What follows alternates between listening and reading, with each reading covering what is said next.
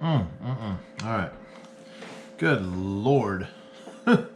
Okay, guys. So it's been quite a while since I've done a live on YouTube. So welcome back, you guys.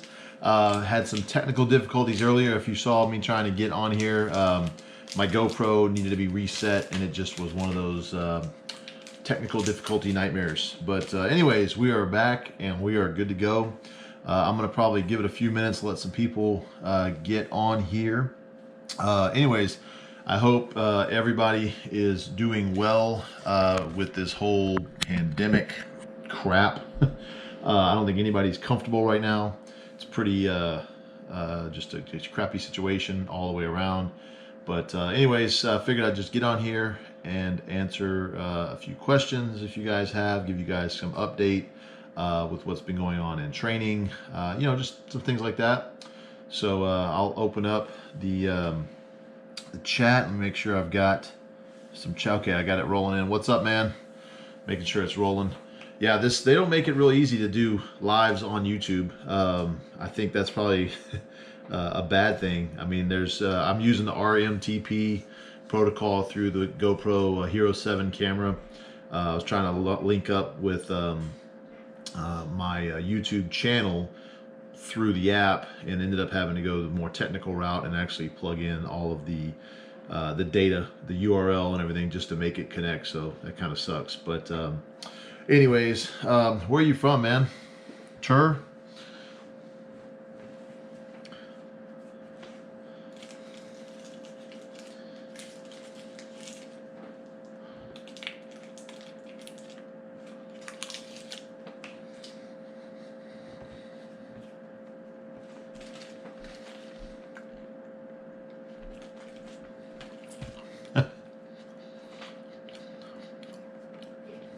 What's up, Trey?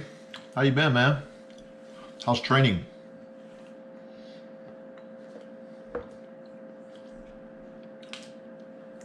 Hopefully we'll get up to the animal cage, or at least the Arnold again this next year. I'm choking over here on this chocolate. Yeah, I posted up the thing on Instagram. I think it was yesterday. Just seeing who was going to be planning on going to the Arnold. I really hope that they don't cancel it, but they're talking about locking down the whole country again. I highly doubt they're going to have the Arnold in the capacity that they normally do, but we'll see. The website still says it's March 4th through 7th, 2021, but we will see. Ever experienced low back pain? Yeah, right now I'm actually pretty tight, but I wouldn't really call it pain. So just joking around there. But yes, when I do my squat and deadlift days, deadlift really does hit it. Obviously, it's going to hit the lower back. But if it's just mild, you know, kind of a nagging after workout pain, I'm not a doctor, but it's probably going to be okay. If it's something that is constant, you know, even if you take some time off, or it hurts to twist and turn and it's a sharp pain, it's probably something that you would want to at least have checked out. But I mean, I think I pretty much am always sore on any given day from workouts.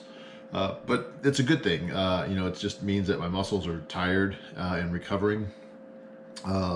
You know, sometimes it's better to just leave it alone. Sometimes I find that I like to roll out on a PVC pipe. It's like a foam roller, but it's about 4 inches thick. It just allows me to dig in a little bit more. Massage. I don't really use ice on lower back, but heat for sure. As far as you know, heating pad or hot water, hot shower. But yeah, it's you know, anytime you're working with, you know, anytime you're working out, you're playing any sport, you're probably going to have some sort of back aches. But if it's brutal, really sharp, can't sleep at night type of pain, it might be something more serious. You might want to have checked out. Jay Frost, if you went back in time to when you swam with the knowledge you have now, would you train any differently? Good question. At first glance, probably no. I trained pretty smart. I had really good coaches. I had really good people I looked up to, and I think I just got a little bit lucky, honestly, with just the role models that I was able to find in the sport growing up, and I learned to look for that, and I looked for that when I got into powerlifting as well. So probably wouldn't train very much different.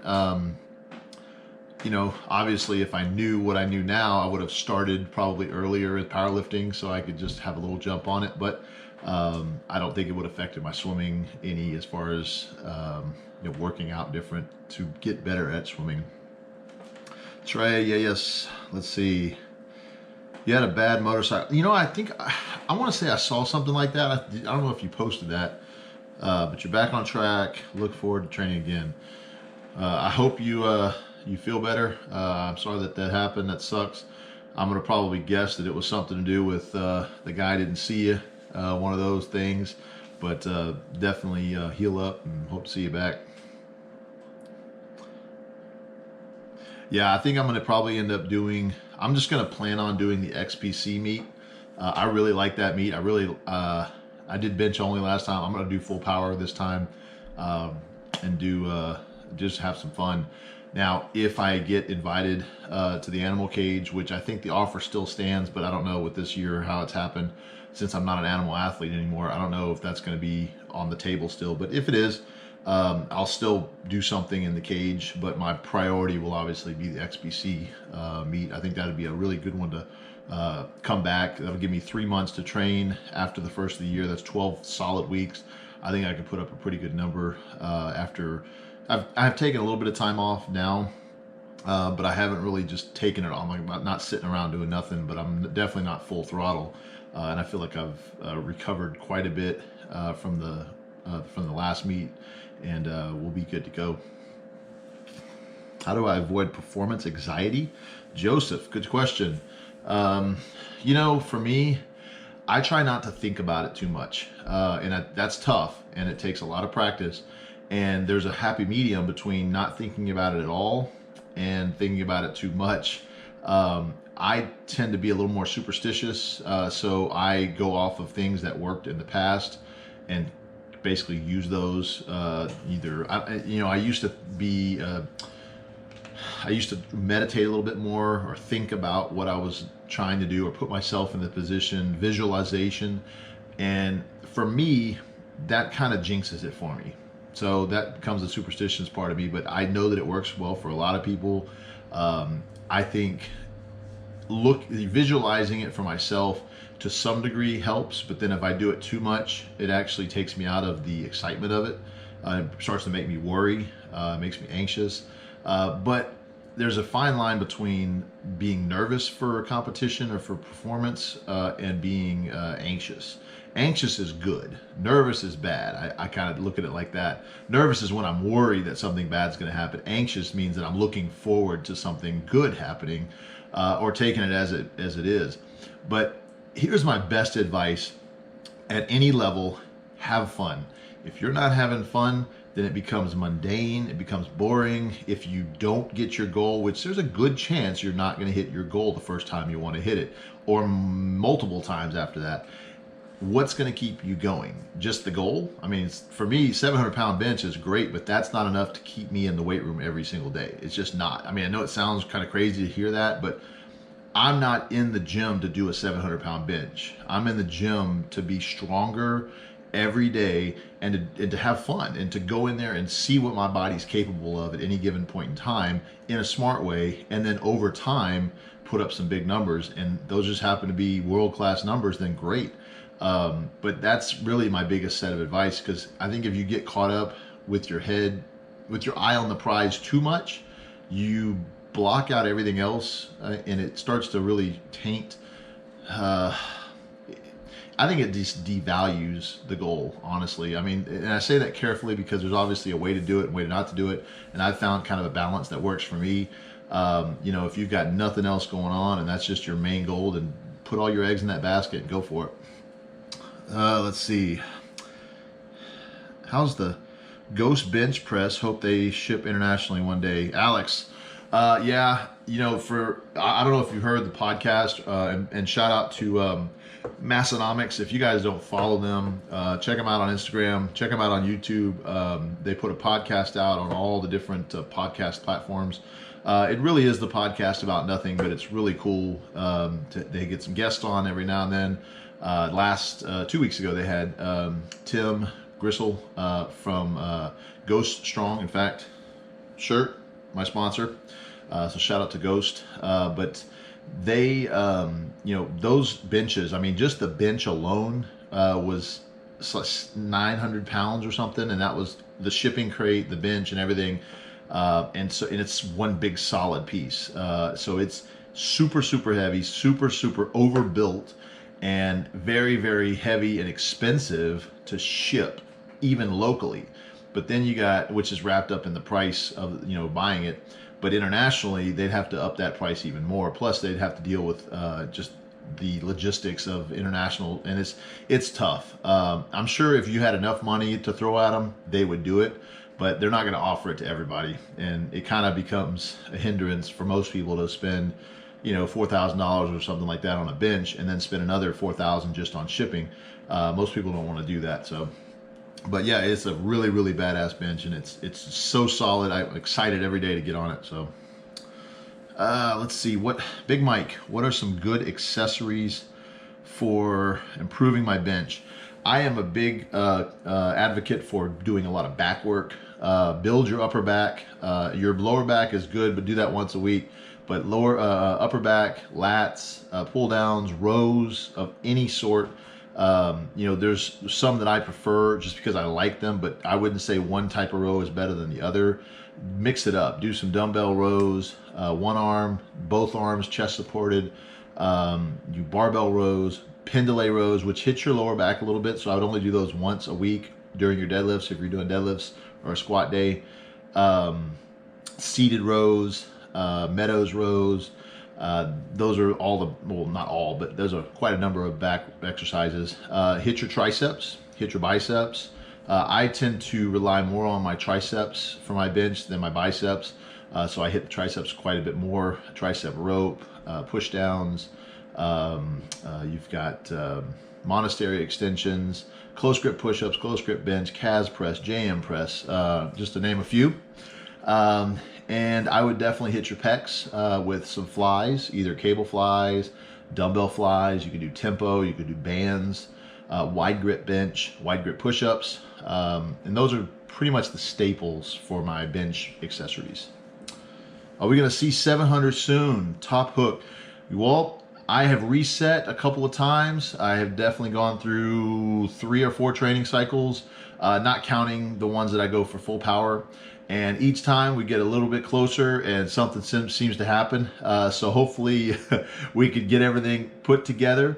I think this last run, right before I thought I had a pec strain or had a pec tear, and it was a pec strain, I was hitting 650 and felt very, very, very good. When, you know, a week or so rest, I think we would have been, I wasn't actually planning on going 700 at that, but I think we would have had 680 plus on a full power cycle, and that's with a squat and a deadlift in the same meet.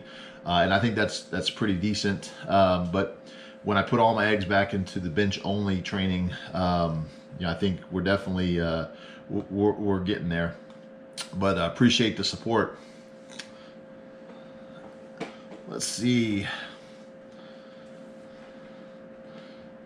All right, I got some lyrics here. Gotcha.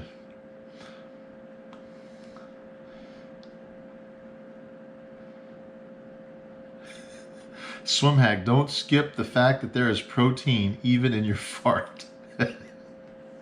That's nasty, man.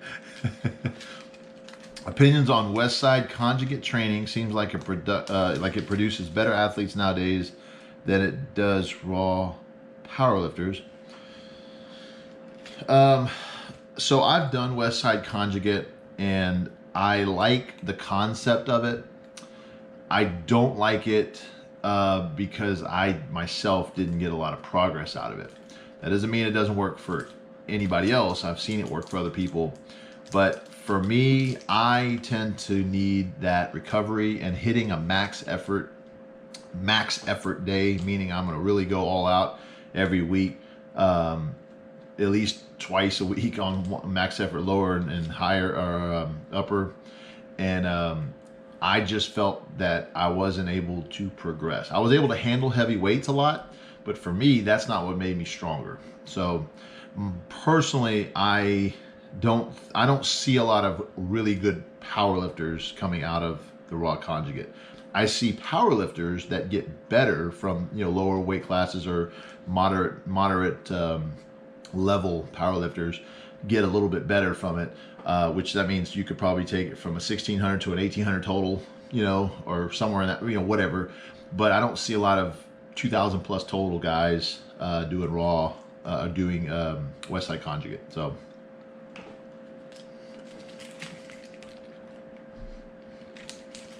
love Reese's.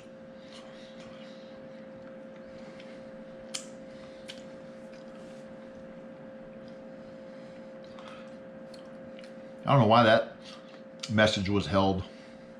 Holy shit, haven't seen you in a while. What's up, Beef Lewis? Montana, huh?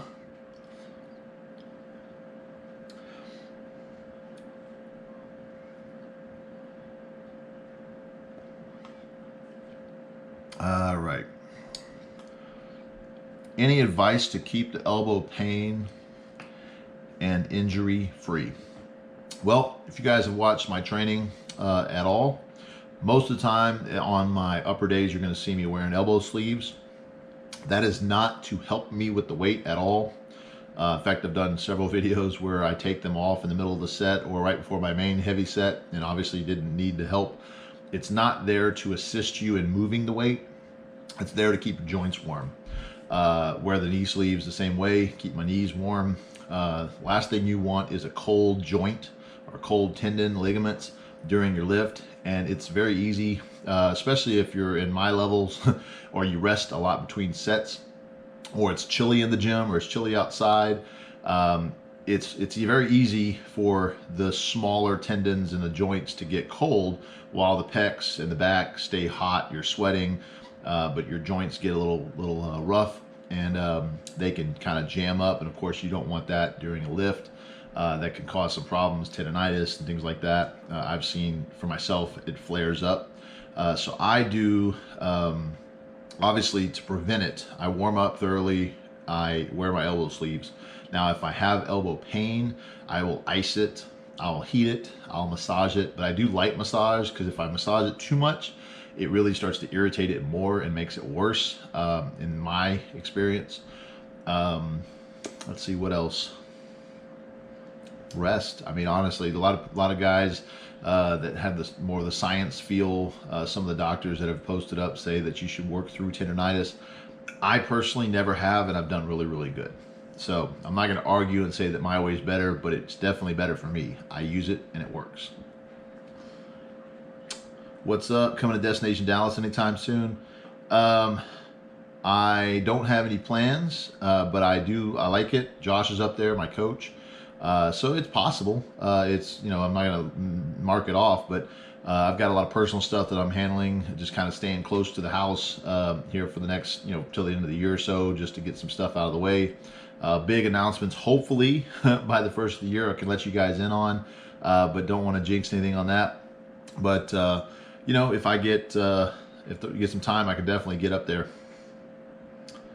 Let's see, Big Mike. Do you force feed, or can you eat a fairly normal diet and maintain weight? If you force feed, what does it look like when you, what do you like to eat? So I have not had to force feed pretty much at all. I have in the past, and I wouldn't really call it like a full-blown force feed. I just force myself to finish a plate when I'm super full already, knowing that I want to get the calories in, but that's not normal. My diet, well, now it's actually scaled back quite a bit. I'm not training heavy. I don't need the extra calories, so I don't even know how many calories I'm bringing in. But I try to eat, you know, a moderate breakfast, you know, just enough to, so I'm not, when I wake up, I'm starving. I typically just have a little breakfast sandwich or some milk or something, and then lunch is within a couple of hours normally. And I normally eat a pretty big lunch, a pretty big dinner, and I'm sitting right at 290. And a lot of that honestly is because I'm converting a little bit of it to fat. And I'm okay with that right now because I'm not too concerned. But when I start getting training back in, that fat percentage will drop and the muscles will go back up. So off season is kind of a, I wouldn't say bulking diet or anything like that. I stay comfortably around 290. But as you can see, you know, this is not a staple of my diet, but you know, this is what, 400 calories. So, you know, just a snack in the middle of the afternoon, extra 400 calories right there. I keep my weight, but I don't eat super clean at all. What are you Uh-oh, Miss Swimhack's over there giggling, eating cotton candy. How did you bring up your squat and deadlift? At Alta 626. Honestly, I just started doing it. I really didn't enjoy squat and deadlift for a very long time because I wasn't good at it. Something happened. There was a switch that went off one day, and I can't really determine what day it was, but it was knowing that I wanted to prove to everybody that I wasn't just bench only, that I could put up some pretty good numbers. I wanted an 1800 total, and then it was 2100 total, and then we just kind of went on from there. But as it grew, I remember, you know, when 500 was my max, and I put 50 pounds on it one day with Ed Cohen spotting me out. And that was probably the turning point when I went, my squat is weak compared to what it needs to be and what I could be, and my mind is holding me back. And so obviously you can't just throw on 200 or 300 pounds and just do it because your mind wants you to. I had to go through the motions. I had to go through the training. I had to, you know, break it all down. I really did. I went back to the box and literally box squatted with the bar, 225, just kind of moved my way up, fixed my form so that I wouldn't have issues, and just added, you know, 20 pounds here, year goes by, 50 pounds here, you know, and I really started getting excited about it. And this goes for deadlift as well. Deadlift was actually more recent, but just instead of being, you know, dreading going in and doing legs, which I think a lot of guys do because it's tough. I mean, I think it's harder to do legs, obviously, than bench for me. And then when I started getting excited about going in, as if it was a bench day, I'm actually more excited about doing my squat and deadlift days than my bench days right now. Just because it's new, it's fresh. I've got a lot of room to improve. I mean, I'm not going to put 50, 60 pounds on my bench overnight, but I could probably put 50, 60 pounds on deadlift the same way just because it's deadlift. So I'm excited to put up bigger numbers that way. And of course, all of those contribute to the total, which means more than anything, I think, at least at this point, with goals. But I also don't neglect bench, you know, because I know that if I put all my effort into bench, I'm definitely going to be scratching some good numbers again. Not that I'm not already. I mean, I'm still in the 600s, but, you know, upper 600, 700. But I also know that for me, training my legs contributes to my core, contributes to my bench. It just helps overall strength. So, and it keeps me healthy. So, let's see. Calf loop. Sorry if I'm butchering your name here. I know this is a generic question, but what would you say is the single tip that has the biggest impact on your bench? Single tip? Stay tight. Stay tight. Don't mean rigid. I don't mean like just tight. I mean stay where your body is tight onto the bench. You keep your shoulders locked back, and you keep your feet planted. You don't move anything but your pistons, your arms. You literally just let your arms do the piston work. Now, I'm oversimplifying it, but I see more people get loose at the bottom of the bench. They come down and they just let the bar kind of slat and their shoulders slip around. You're not going to do anything crazy weight like that. You're going to get hurt. Staying tight is probably the biggest thing that you can. It's funny because I'm seeing like a I'm seeing a delayed on the screen of what I'm doing, and I just saw that little motion that I was doing with the bench, and I'm laughing at myself. But yeah, I would definitely stay tight is probably the biggest tip. The second biggest tip would be, don't be scared of the weight. A lot of people, they see that bar over their face and they start worrying. Close your eyes. I do. I don't sit there and look at the bar the whole time and freak out. I just know that I trust that my body's going to do what it needs to do, that I've been training for it. So close your eyes.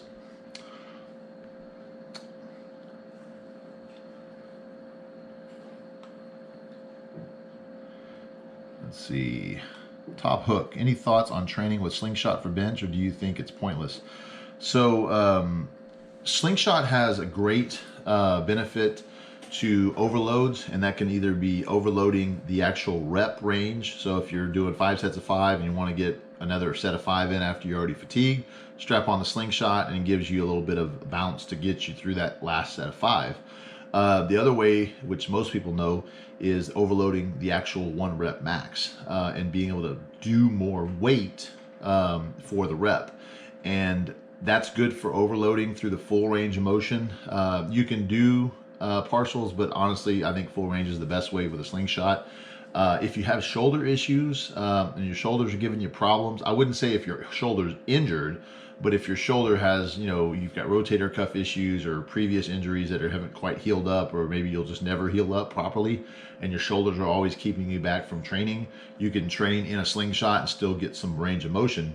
But the best thing is raw bench. It transfers right into your raw bench. You can do a lot of different variants.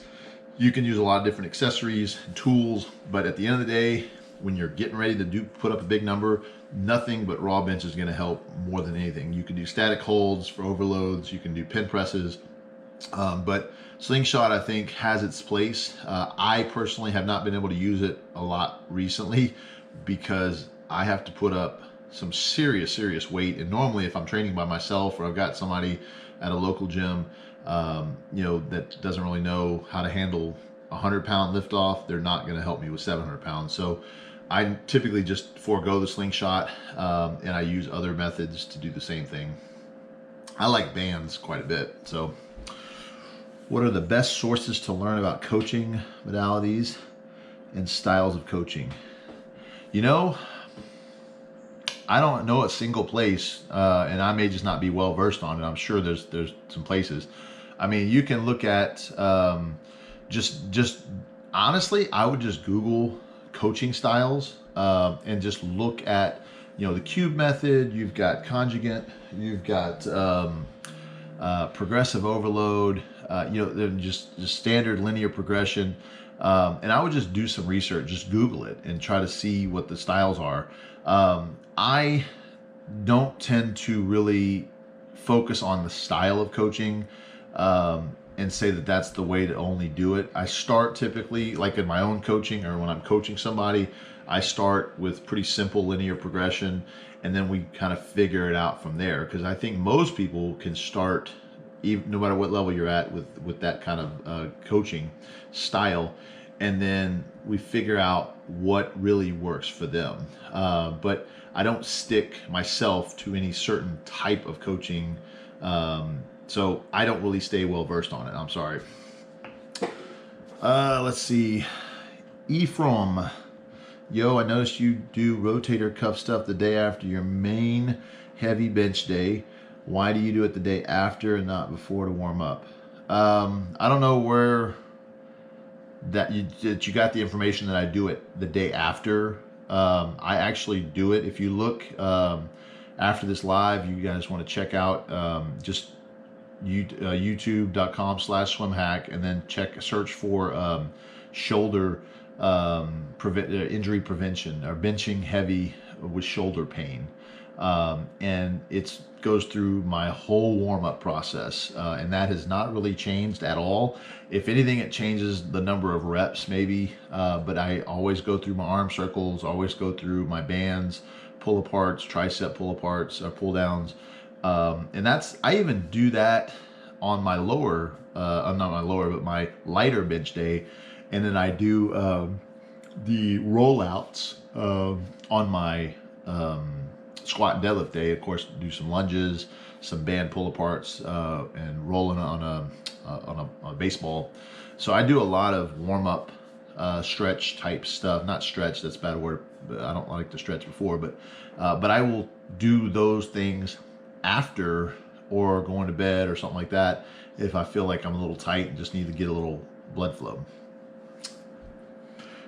Beef Lewis, how do you adjust your mindset when only 135 feels heavy on any lift?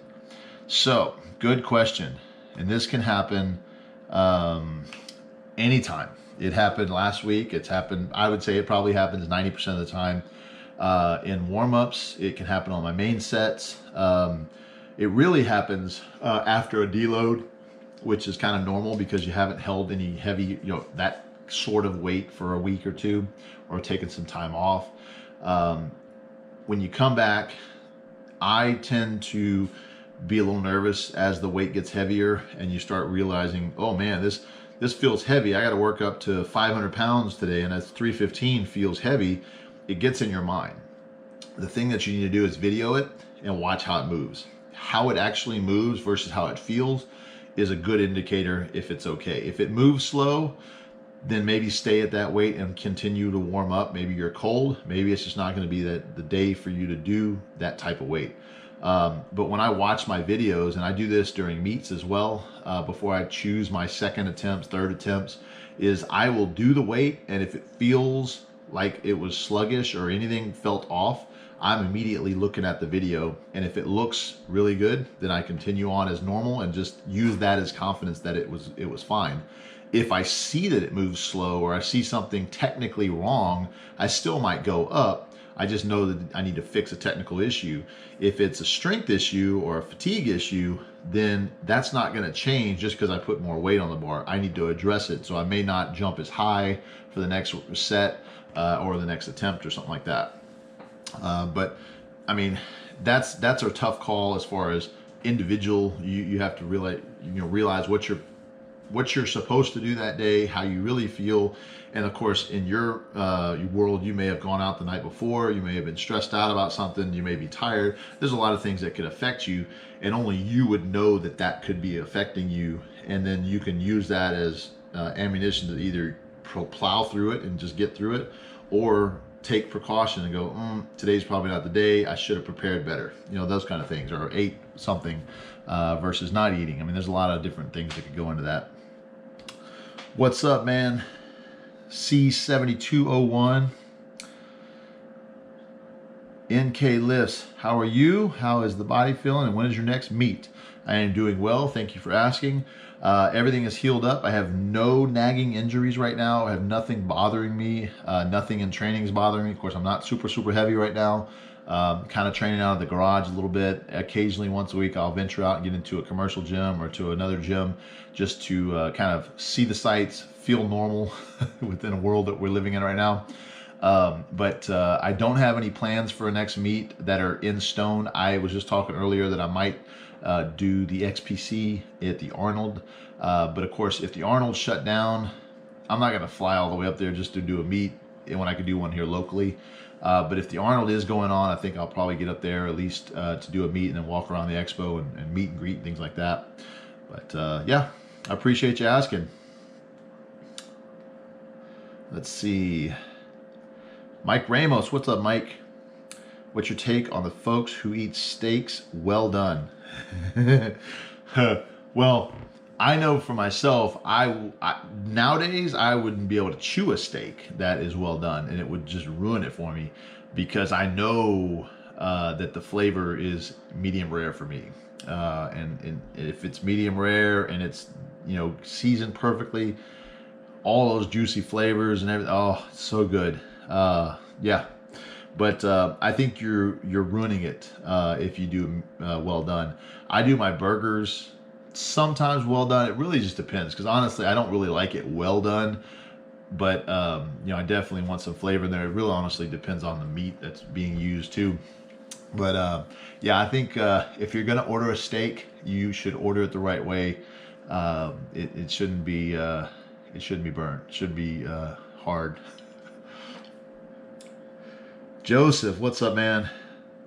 I'm currently doing your bench program and I'm wondering what's the best way to continue working my squat and deadlift. I feel like I feel the need to rest in between bench days. Thank you. Well, Joseph, first off, thank you again for purchasing one of my programs. I really do appreciate that you trust my program to get you where you need to get, and I hope you are getting there. But as far as the adding in a day or two for your legs for squat and deadlift, I would definitely recommend doing, if bench is your priority and you want your best day to be your bench day, do that first. So maybe right off the weekend, do that on a Monday, and then if you want to give yourself a day of rest, Tuesday take off, and then Wednesday hit like a squat day, and then Thursday hit your day 2 on the bench program, and then either hit Friday, you can hit like a deadlift day, or if you want to just rest that day and hit it on a Saturday and then kind of restart the process on Monday. That's what most people do. I do something similar. Right now, I'm kind of off program, so this is not what I would recommend for anybody. This is just me having some fun, just kind of taking an off season. I'll do my bench days on Monday or Tuesday, and I only hit it once a week. I'm done. So I'll do bench and do back, and I'm done. I don't do any accessories. I'm just having some fun right now. I'm not expecting any gains or anything crazy. I'm just kind of maintaining. The squat and deadlift day is combined, so I'm really just getting 2 days of workout a week. And I do squat, deadlift, and then a little bit of lower accessories, and I'm done. But on a heavy week or on a training week, on typical week, I would do Monday bench, Tuesday off. Wednesday is heavy squat and alternate deadlift. So 1 week is heavy squat, 1 week is heavy deadlift. But then I'll do heavy squat, light deadlift, or heavy deadlift, light squat. And I just get it in the same day. I used to separate the days, but now I think I like it better that way. It helps me train better for the meet. Plus I can just go ahead and get it all out of the way. And then on Thursday, Thursday or Friday, I typically go in and get my my secondary day for bench, which I combine what you would call day 2 and day 3. I do that all together and do my shoulders, my back, my lighter bench, my upper body stuff on like a Friday. And then I take Saturday, Sunday off and start all back over again. So I hope that helps you out. But shameless plug, if you guys are looking for a program, definitely check out my website, benchonly.com. I've got my coaching on there, I've got my t-shirts, and I've got my program. So I've got, I don't know how many thousands of people that have purchased it. I haven't really been staying up on that, but it's definitely helpful to have a guideline to go through. It covers the exercises, the accessories, the rest, the number of sets, the number of reps, and it's either 8-week, 16-week, or 24-week increments. I do bench as well as full power. So if you want a full power program, I've got 3 options on that one. And then of course I've got like different ones if you're trying to do strength versus hypertrophy, and then peaking. So if you don't know which one you might need, shoot me an email, swimhack@gmail.com, or just hit me a message through the website, and I can definitely help you out, let you know, kind of ask you what your goals are, see what you're trying to do, when your time frame is, and we can figure something out. Let's see. What's up, Jay? CF. How often can you do central nervous system overload sets? When would you do them only at the end of a workout? So I don't do overloads every single workout. I will normally do overloads specifically the last 8 weeks or so of training before a heavy max.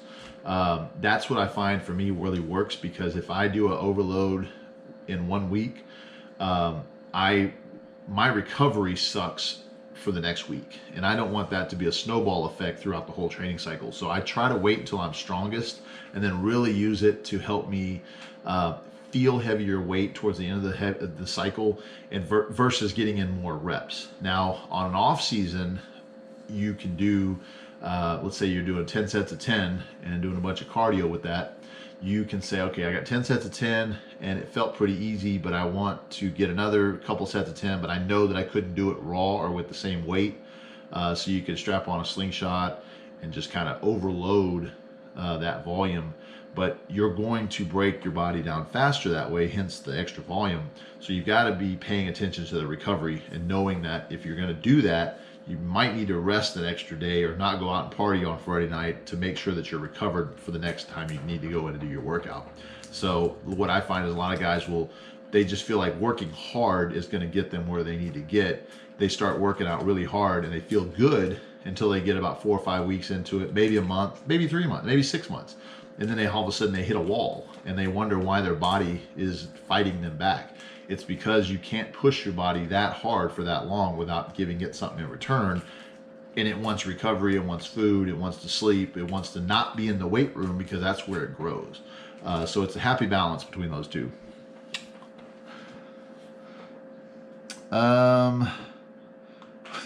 C7201, what is my all-time, oh, hold on, I jumped the gun. I went way, okay, what is my all-time blood pressure PR? My blood pressure stays pretty nominal. I'm pre-hypertension just because of genetics, but nothing that's ever concerned any doctors or anything like that. And honestly, it hasn't changed through, going from 180 pounds soaking wet to 290 pounds and a lot bigger, and eating, pretty much the same as I used to. Of course, I'm always worried about it, kind of thinking about it. But anytime I get a checkup, we're good to go. But I did have a scare. I went into a Walgreens about 10 years ago, and I put my arm into the little cuff that they have, those little chairs. And the arm, fast forward, not to ruin the punchline here, but the arm cuff is made for regular sized people. I go in there and it barely fits up my forearm, so it didn't get to the part of the arm that it needs to, and it registered like you need to go to the hospital type levels. And so I did, and they took my blood pressure at the emergency room. They said, you're fine. And they said, well, why did you think that your blood pressure was too high? And I thought, well, I went to Walgreens and, a little drugstore basically. I don't know if you guys know what Walgreens is, but it's just a pharmacy. Put my arm in their little cuff, and he goes, well, yeah, that cuff's made for like little old ladies, not for big 300-pound dudes. And they said, you're fine, you're good to go. So yeah, I believe it or not, I don't know, it seems to be hard to believe. A lot of guys that are in the strength world or in the powerlifting world, and they see a guy my size, they assume that I am having health problems. It is the exact opposite. Clean bill of health, feel great, just stay in the groove. Of course, I'm not naive to think that, I'm 40 years old now, to think that in 2 or 3 years or 10 years or whatever, I may have to change up diet, not eat Mexican so much. Love Mexican food, I love greasy food, but I don't eat it every day. So, I definitely, I go off of how I feel a lot too. You can feel if you're not eating right, if you're not recovering right. So just stay tuned to your own body so that you know where you're at, and definitely get your blood work done, get your blood pressure checked and your pulse. And my pulse is actually really, really low. It's always been in the 50s, in the 60s, resting. It's probably 70 right now, so it's not very high at all. Yeah, I appreciate you asking. Yes, Kevin, I appreciate you guys. I haven't done a live stream in a while.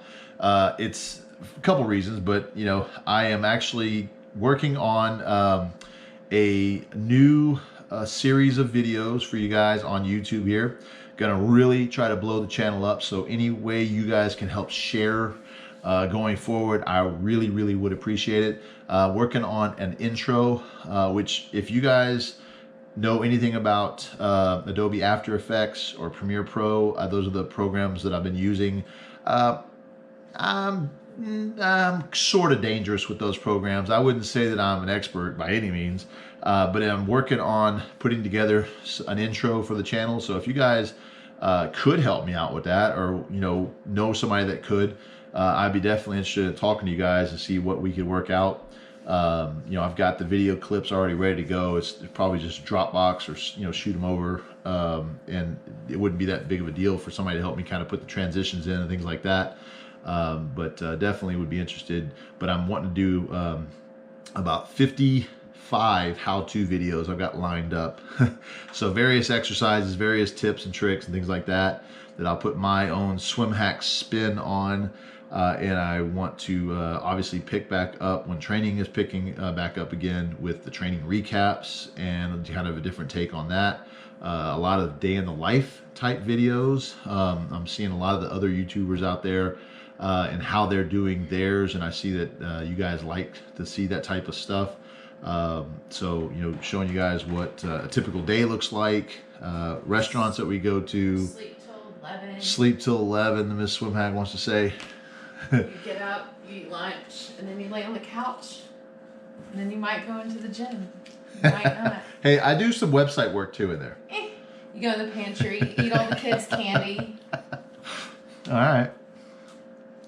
Truth hurts. It doesn't hurt at all. So let's see. What do we got? C7211 or 7201, excuse me. What's an unpopular opinion that you have about powerlifting? Oh, here we go. Let's see. What is do you know one that I have? An unpopular opinion that I have about powerlifting. Yes. Well, no, it's not unpopular. What? Do you have one? Well, so I think, I don't know if this would be unpopular or not. I would definitely say that there's a lot of great people in powerlifting. But I feel like a lot of the people, when they get super strong, they feel like their shit doesn't sting.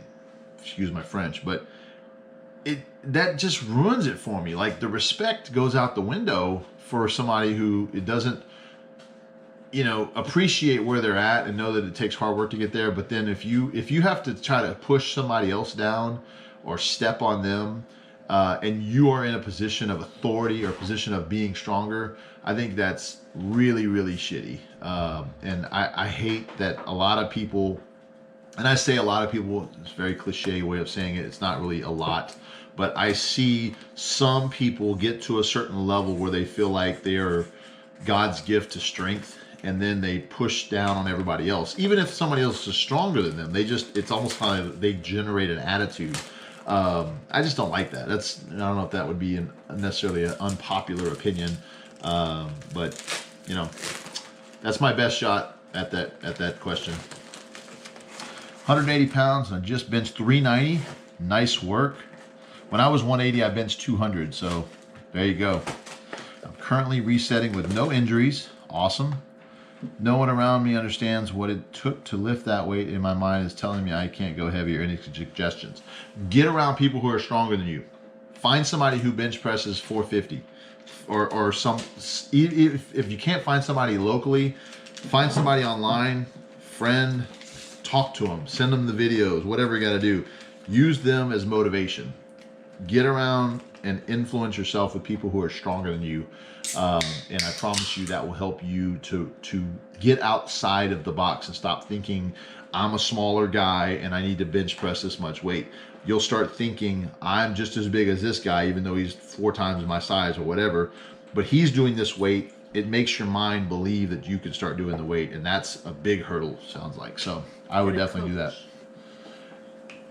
Well, yeah, I mean, if you can find a coach that is willing to work with you and keep you accountable, there are definitely some strategies that you can use, and it's really going to be based on what you need. But yeah, I mean, definitely, my wife just said get a coach. Oh, next question. Kevin Vargas, roll right into this one. Do you offer any online coaching? And if so, how do you go about how do I go about reaching out to you? Kevin, I do. I mentioned a little bit earlier on the website, benchonly.com. I have programs. I do have coaching. I am pretty particular about who I work with. No offense to anybody, but I don't want to take on every single person, because then I can't offer a good level and good quality of service to my clients that I currently have. So I have to keep them pretty moderate. But to tell you the truth, with all the stuff going on in the world, I've put a few clients on the back burner, not because I didn't want to work with them, but because they couldn't work with me, because their gyms are closed or their countries are closed. And it's kind of indefinite. I don't know when they will be willing to come back and work, with me. So I do have spots open. I don't have a lot. I don't want to inundate myself with too many clients because I do like to take my time, really appreciate the process and helping you guys to reach your goals. But if you are interested in that, just reach out to me via email, swimhack@gmail.com, or you shoot me up, hit me up with a message on benchonly.com, and I can definitely ask you some questions, see what your goals are, see if it's a good fit. Ask you what your experience is, what you've done, what you haven't done, what doesn't work, what does work, and see if there's a fit there. Because I don't want to waste your time, waste my time. We can figure out a better way than having to force an issue with me having to be a coach. If it's, you fit better with somebody else, then I want what's best for you. But just go to the website, benchonly.com. Let's see.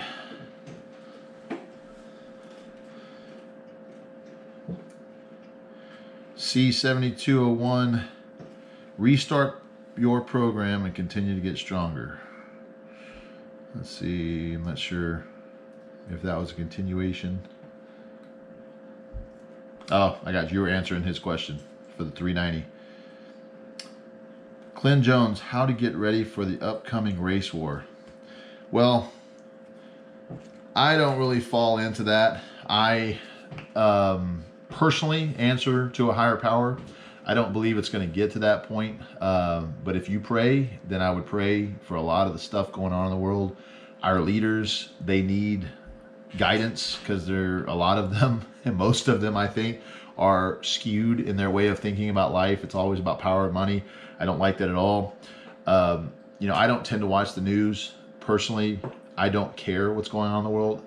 And I say that not being arrogant or being selfish, but as long as my own family can be taken care of, that is my priority. Now, I do care that there are things going on in the world, but I personally cannot do anything about it to any extent right now, other than my circle of friends, my influence that is around me, and that's what I focus on. And I would urge each of us to do that. I mean, I don't mean to get all mushy on here, but if every single person thought about the next person as a human being and actually respected them and gave each other mutual respect, we wouldn't be in this situation. But that's not human nature. It's just evil. So I tend to think that it's, when you say something like a race war, you immediately draw a line. Like just by saying race war, you're saying, okay, well, if you're this race, then you're obviously against these races, or these races against this races. I don't think that way. I can't.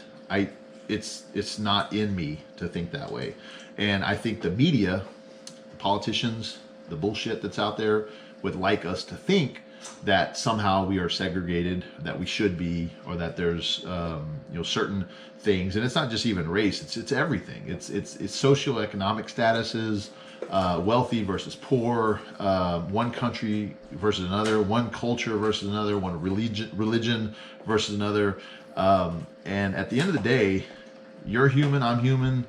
You have goals and dreams and hopes and family. So do I. So the common ground is all there. What we do with that, as far as becoming selfish, trying to push somebody else down to get further along in life, whatever the case may be, feeling arrogant for whatever your particular accomplishments are, or whatever you've been given, I think that's just a wedge that Satan himself tries to drive between us. So not to get too religious here for you guys, but that's where I base a lot of my faith. And it's hard to believe that we as a culture, as a society, as a human race are this many years old in our evolution or whatever, and we are still dealing with these stupid issues. It's so dumb to me. But anyways, you guys tuned in to listen to me talk about lifting, so I'm going to get back on the topic. What's the purpose of your shoulder day in your bench program? Why choose your shoulder day over a lighter bench day? So shoulder day is basically, hold on, let's skip the...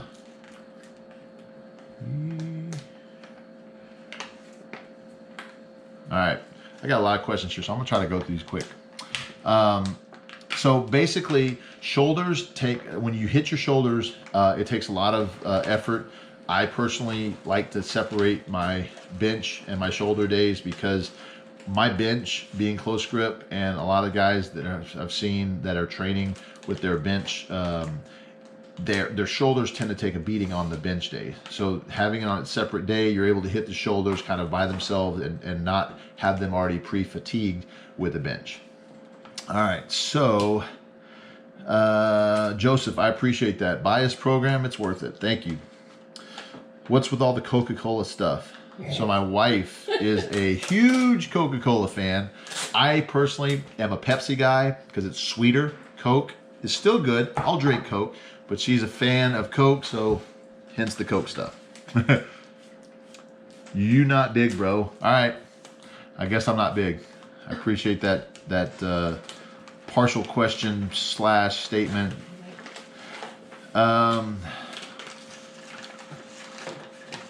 Kevin Vargas, do you do whatever it takes to compete at the professional level, hence PED? No. I am very reserved about that. I believe in going through a doctor. I'm 40, so when I think about things like that, I think what's the safest options and available for me and my family, and then once all that's said and done, staying healthy for my family. So I don't really use, I would say, I don't fall into the using it, abusing it to get forward, to get further along. Honestly, I think there's a happy medium, and everybody is, if you're going to do that, you've got to find it. And most people, they just think taking more is better. It's not the case. In fact, it's worse.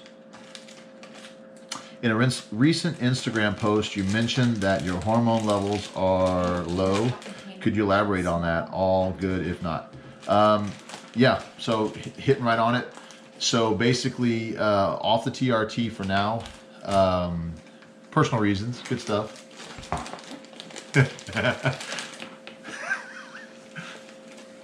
What? Do you care to elaborate, or do I need to log in? Do you want me to elaborate? Well, I'm So the curious. wife and I. The wife and I are doing what? The wife and I are trying for another baby. Oh, we are. So there you go. Wow. But yeah, it is. It's kind of, it's funny because low, but still not super like weak. It's funny, but Was I drunk during this conversation? oh my goodness, Yay. that's funny. Hey, chill. It's All right, so come on, guys, don't retract the questions. I bought your program some time ago. It may exchange the DB dumbbells with cable flies. Why would you recommend using dumbbells? Honestly, if you find that dumbbells are going to work for you, or you don't have cable flies, use the dumbbells. I interchange them quite a bit. I just like to give you guys some different options when it comes to the program. Hence why I have different versions of the program. I'll have like, I had the old 1.0, which wasn't even called 1.0. It was just the first version of the program. And then I have a 2.0 now. I'm actually going to be coming out with a 3.0. And so I'm interchanging some of those accessories just to make it easier, so you guys have the substitutes right there for you. But yeah, definitely I prefer myself dumbbells, but the benefit of cables is that you're getting, I think it's just a different feel. The other thing that you could do, which is accommodating resistance on this, is resistance bands. You can do those with the dumbbells as well. Having a YouTube channel does take a lot of your free time. Yes. Better stability so you can go heavier in a safer manner. Well, definitely, I think as far as, I don't know if you're referring to the dumbbells versus the cable flies, but you can definitely only go so heavy with dumbbells before you start risking injury. And a cable fly, it's a little bit, your stabilizers are just a little bit different. They're being used a little differently. Plus, if you drop it, you can kind of just let it go, versus a dumbbell, you're really worried about the heavy weight falling right on top of you. Bald? No, I just cut my hair really, really short. Watching.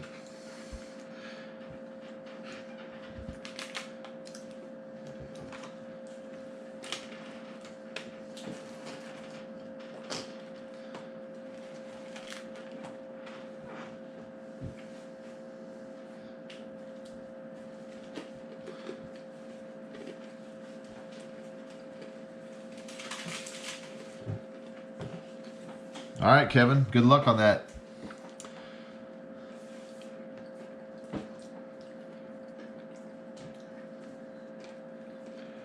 Reading through these comments, questions.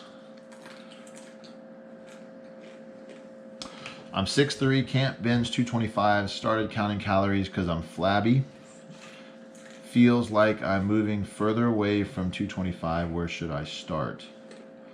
So I don't know how your training looks, and this may be something that you could shoot to me offline, you know, in an email.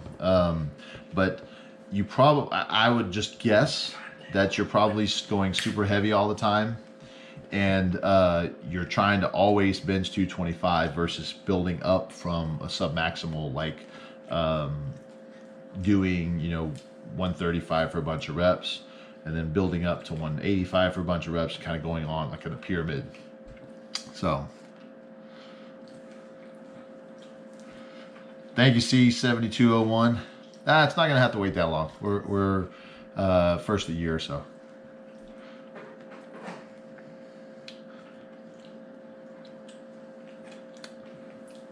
Why do dumbbell flies? Always thought bodybuilding type move, but you're strong as fuck and you do them.